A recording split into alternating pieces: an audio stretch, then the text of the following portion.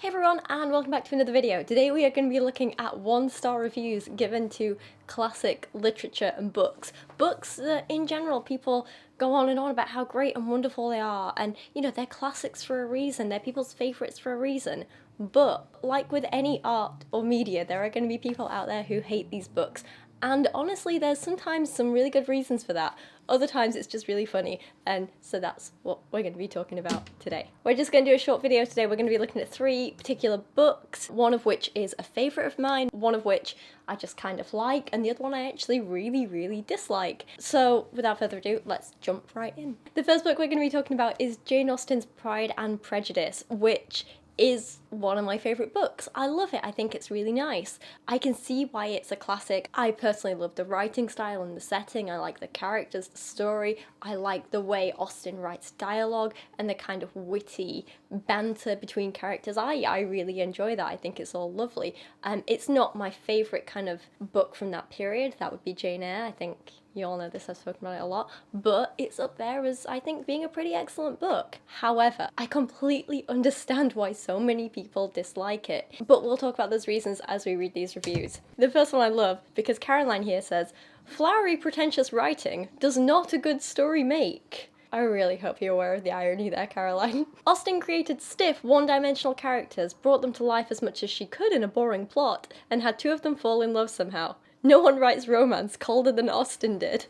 I think this whole review is very funny, and I love, for all I joke, I love the way Caroline's writing this. She's so snarky with it, and I love a good bit of snark. This is kind of one of the things that I find really interesting about like reading a book like this, because for me, when I read that kind of like banter between Elizabeth and Darcy, it's that typical kind of like enemies to lovers story, and I think you see a hell of a lot of passion between them. I think you see Darcy finally finding someone who kind of like matches up to him in like wits and smarts and isn't afraid to stand up for him, and I, like I say, see a lot of passion in that. So the fact that someone can read the same thing as me and think this is like a really cold, heartless, I guess like relationship, I just think is really interesting. And again, it kind of shows how different people interpret the same writing, and I kind of like that. Caroline here goes on to write, "As for the tiresome assertion that this is satire, I thoroughly disagree. The mark of satire is that it's very obviously facetious, such as the penultimate and modest proposal." This I actually disagree with, but for more explanation, go look at my video on satire and parody. Well, it's about a history of parody, but I touch on satire in it as well. I don't necessarily think that's the mark of satire. I think she's missing the mark here, but whatever. Pride and Prejudice doesn't obviously lampoon anyone or anything. Either Austen intended to write a satire and failed, or she didn't, and snobby readers claim it is to make themselves feel better about having read and enjoyed a straight-up romance. I think Austen was making a statement about, I guess, society at the time and expectations for women and how women were supposed to behave and what they were supposed to want, and I think in that respect it is satire, but let's agree to disagree here, Caroline. One thing she says that I do agree with is, "Readers wanting a classic with a plot that's actually interesting should grab Jane Eyre instead. Bronte is far and away a better writer and storyteller, and her storytelling intent is clear." I'm not going to disagree with that bit. I actually think Caroline's pretty spot on, and as much as I love Pride and Prejudice, I'm always going to argue that Jane Eyre is better. But that's just me. This is probably one of my favourite reviews we're going to be looking at today, which simply reads, of Pride and Prejudice, P to the double O, P. I appreciate this review because it's concise and straight to the point, and you can't disagree with it. Rex here says that Pride and Prejudice is the most overrated book in history of literature. The plot borders on meaningless and trivial. I was forced to read the book in 9th grade English. This was perhaps the most tedious school assignment I've received to date. For several pages, a lady remarks to a man about what wonderful handwriting he has. Not exactly gripping material. The entire book seemed to be about hormone-driven marriageable age creatures trying to outwit each other in word and on the dance floor. I thoroughly enjoy this, and I do think it raises like an excellent point about why so many people hate certain books like this, despite the fact we could argue that, you know, the writing is good, it has this historical significance, it's this, it's this. The fact is that you're only really going to like a book like Pride and Prejudice if you like romance, or you like the kind of setting of like the 1800s, high society, whatever it is people did then. You know, there's also a hell of a lot of people that this just isn't going to appeal to. And I think, while I can kind of understand why books like this are assigned in some schools, I think, honestly, teenagers today aren't really they're just not going to understand or relate to a bunch of rich, white, posh people from the 1800s, let's be honest. If you want to get kids interested in reading, give them characters they can relate to, give them stories they can relate to, give them settings they can relate to. Have people talking about problems that they themselves are going to be facing. If you want them to get used to analysing literature, give them literature they're going to be interested in. I mean, yeah, sure, like I say, Pride and Prejudice makes statements about society at the time, the treatment of women, gender roles, and so on, but they're not really the issues that teenagers today have to put up with. They don't have to worry, well, actually no, some cultures do have to worry about arranged marriages and stuff, but not in this context. And I think maybe it would be better if curriculums started to shift a little bit more to give kids and teenagers more books they can actually relate to, you know? This review doesn't really say much new that we haven't already spoken to, but I love it. I think it's very funny. Elizabeth says, "This book is quite possibly the most insipid novel I've ever read in my life. Why this book is so highly treasured by society is beyond me. It's 345 pages of nothing. The characters are like wispy shadows of something that could be interesting. The language that could be beautiful ends up becoming difficult to decipher, and led me more than once to skip over entire paragraphs because I became tired of having to stumble through them only to emerge unsatisfied. The plot is non-existent, as though Austen one day decided she wanted to write a novel and began without having any idea what would happen exactly, that there would be a boy and a girl who seemingly didn't like each other but in the end get married. The story really probably could have been told in 8 pages, but Austen made us slog through 345 pages of mind-numbing balls and dinner parties. I don't care what anyone says, this is not great literature, this is a snore." I love the passion in that review, it's excellent. Hannah simply says, "I can't believe my professor read this 25 times. I am dead inside." This review is excellent. I don't question Jane Austen's ability to write a novel. She wrote a long piece of literature with scenes, characters, and plot. I mean, let's be honest, that is pretty much basically all you need for a novel, so he's right there. That being said, I do question the point of Pride and Prejudice. Further, I question her ability to create any sort of likeable characters. I know I'm supposed to like Elizabeth, but she just talks smack the entire novel. We'll call it wit if you want, but when we do, realise I mean snarky gossip about people she dislikes at that moment. I mean, he absolutely has a point. Like, for all I enjoy Elizabeth and her snarkiness in the book, it is a lot of snarkiness and kind of snobbery and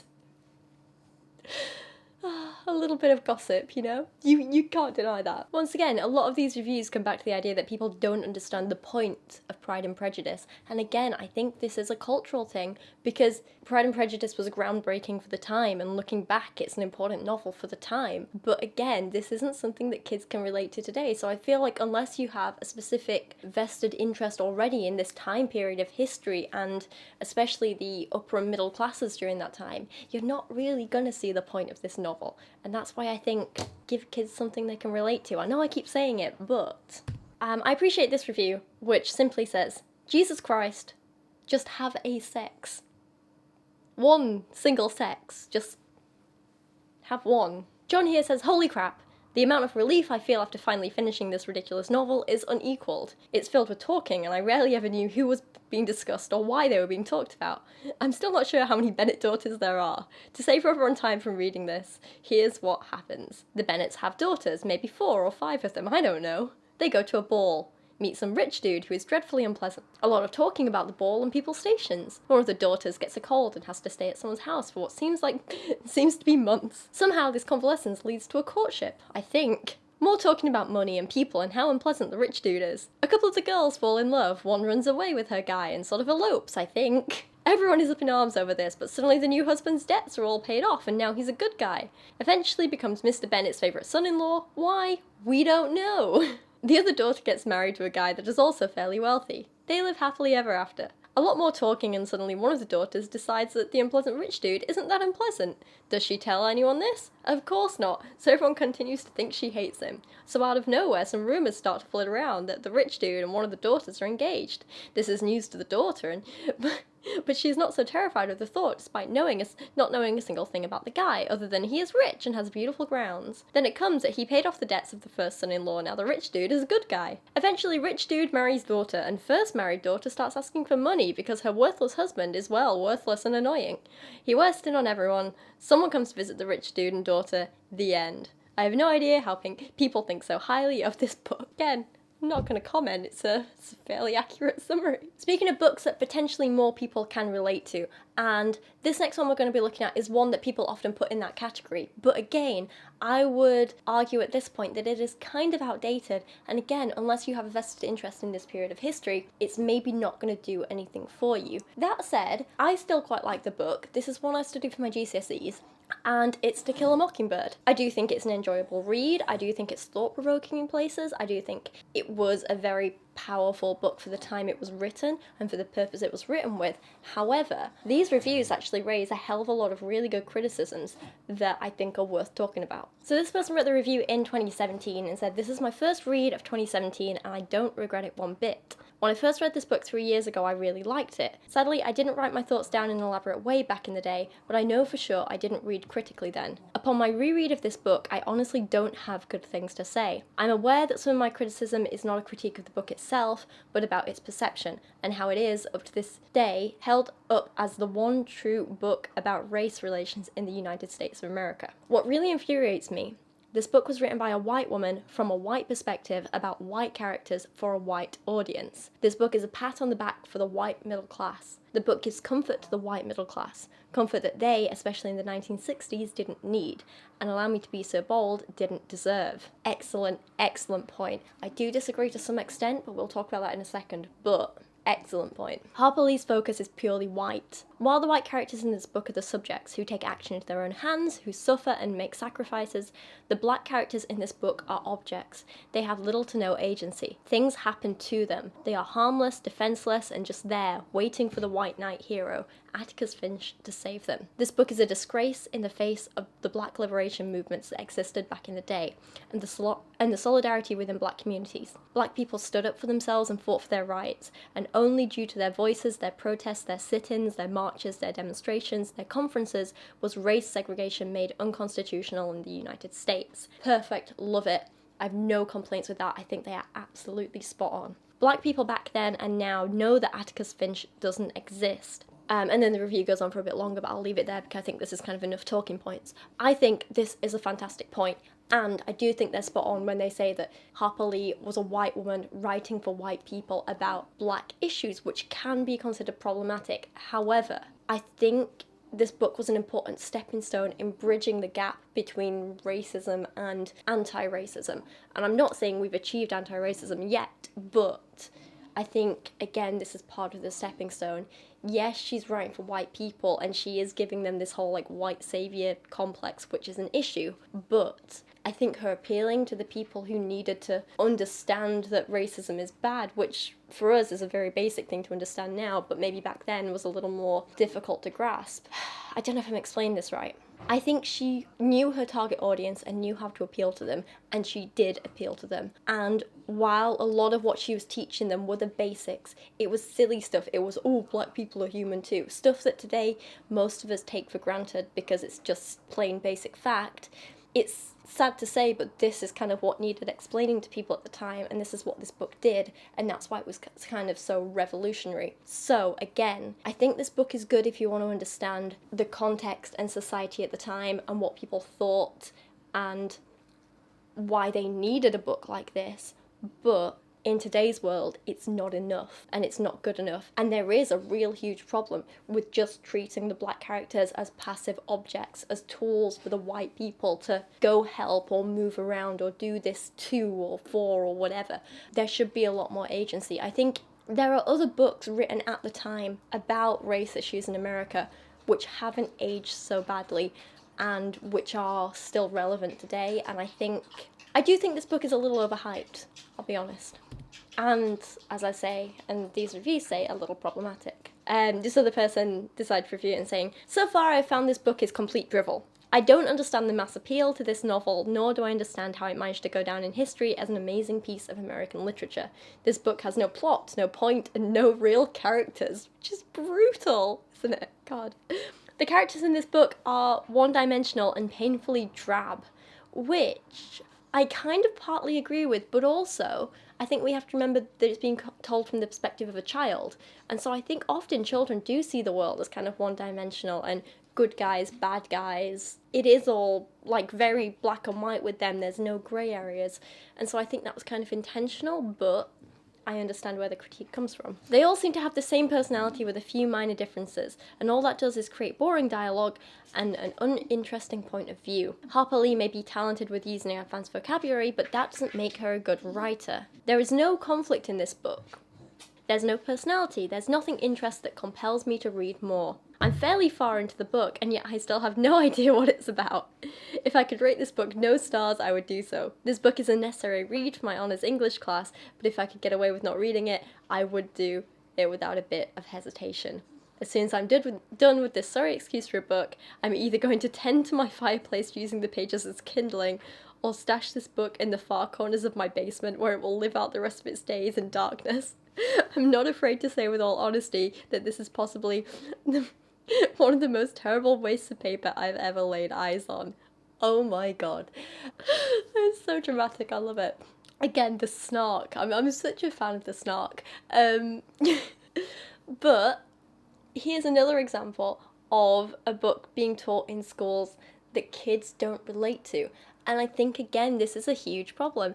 Race and racism is something that kids need to learn about and understand, and teaching them through books and through stories and characters they can relate to is fantastic. It's such an incredible teaching tool. However, I don't think this book is necessarily the right one to do it in today's world, in today's society, in today's climate. I think there are better books to do that with. Let kids read about issues they're actually facing. Again, I don't know how much they can learn from, when was this set, like the 50s? I don't know. I feel like they need to learn about this period of history, but they'll probably relate to it more if they learn about it alongside issues that they're currently facing today. Race is still a big divider, especially in America, and racism is still a very huge and very relevant problem, and something that a lot of kids are actually going to be facing day to day. They're going to live through it, they're going to struggle and suffer because of it, and I think maybe give them something they can relate to. Let them read about people like them who face racism in the same way that they face it today, you know? This next review, just to warn you, pure poetry. This is up there with Jake Paul's Girls, Girls, Girls page. This person just wrote, hate, hate, hate, hate, hate, hate, hate, hate, hate, hate, hate, hate, hate, hate, hate, hate, hate, and so on. Beautiful. Again, he gets his point across. The repetition really hammers it home. He doesn't need fancy words because he says it all right here. Hate.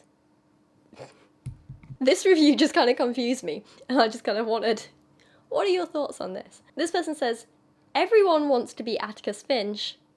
I wanted to be Boo Radley. Discuss. The final book I want to talk about, which is considered a classic but has a lot of one-star reviews, is a book that I personally dislike myself, and this shocks a lot of people to know that I hate this, but it is The Great Gatsby. I am not a fan of it at all. It's one I had to study for A-level, and I just thoroughly disliked it. I disliked everything about it. I disliked writing essays on it, reading it, studying it. It didn't appeal to me at all. I'm not a fan of the setting. I didn't like any of the characters. I think they're all just a bunch of vapid, rich people with rich people problems who are all selfish and unpleasant and vile to each other. And I found the pacing of the story was too slow for me. Nothing really happened. It was very dull. I don't really care about rich people getting drunk and being douchey to each other. It just doesn't appeal to me. There was nothing I enjoyed about this book. There was nothing I could relate to in any of the characters or their behaviour or their actions. I didn't care about the historical context all that much. I just wasn't for me. So actually, a lot of these reviews I'm going to be reading, I agree with completely.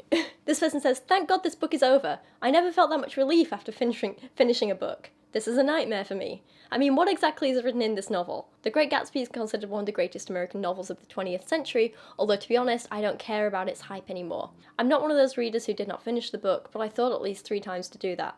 The book is so monotonous that it suffocates me. Yes. The characters are ridiculous, yes, and the narrative is all over the place, yes, with loose ends. People have different opinions on this book. For some it portrays unconditional love. It was plain dumb for me. Yes. Completely yes. Jay, Gatsby and Daisy love each other, but she'd married Tom because Jay was away for some time and broke. After 5 years, Gatsby returns with an enormous property and wants Daisy in his life. Tom has an extramarital affair. Daisy knows but doesn't care. With the help of Daisy's cousin Nick, Gatsby rekindles his love.